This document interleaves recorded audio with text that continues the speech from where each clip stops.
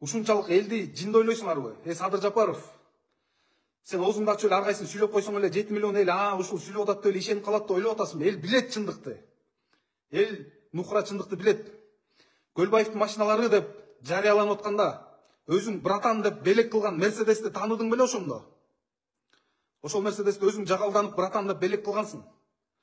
Алдыгы неуравновешенный, неадекватный Ташиев өзүң Көлбаевка уча тартып, чепкен кийгизип, төбөтен кийгизип, шайлоого кайра батасын алып, братан деп чөгөлөп турган күндөрүңдү унутуп калдыңбы? Мен муну менен Көлбаевдин өлүмүн козгогум келген жок. Бирок силер ар кимге жабыштырбагыла ОПГны. Накта ОПГны колдоп, жабышып, кулдук уруп жүргөн силерсиңер. Саясатыңарга аралашпайын десем, өзүңөр ушинтип ыплас иш-аракеттерди кылып атасыңар.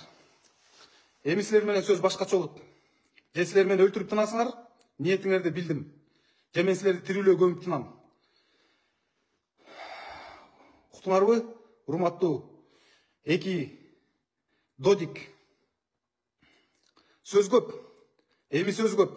Мындан ары эми сөз көп болот. Урматтуу мекендештер,